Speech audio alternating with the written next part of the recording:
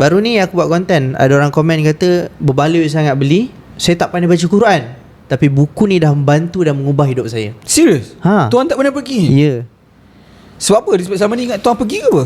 Dia macam ni kita kalau bila dapat something yang meaningful, kita happy tak?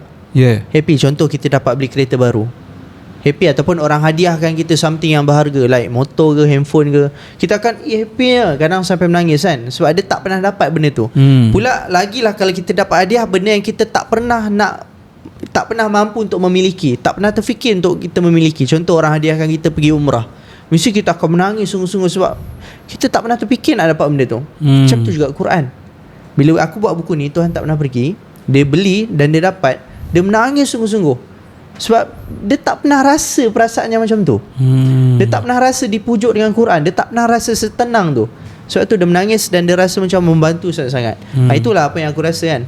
Sebab memang kita bila dapat something yang meaningful, kita akan rasa benda tu memang sangat-sangat berharga, yang kita kenapalah selama ni aku tak ada benda ni kan. Kenapalah macam tu. Dia kan macam terhutang budi kepada benda tu lah, lebih kurang macam tu. Macam tu lah kot kan. Tapi itulah kesannya ramai Saf, ramai orang menangis.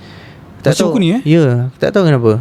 Tapi yalah, kalau kita fikir tak tahu, jawapannya sebenarnya satu je, Quran lah. Itu je reason dia. Quran ni memang hadir sebagai penyembuh untuk kita. Quran ni dia memudahkan kita sebenarnya. Kau ada rasa macam kau gempak sebab orang baca buku kau nangis? Tak. Orang bukan baca buku aku, orang baca Quran sebenarnya. Oh, ayat Quran dalam ni? Ya, orang baca Quran sebenarnya. Yang melembutkan hati bukan penulisan aku, tapi ayat Quran yang ada dalam buku baca ni. Quran je, saya baca buku kau. Sebab yalah, ada olahan, ada refleksi pengajaran based on cara aku lah. Tapi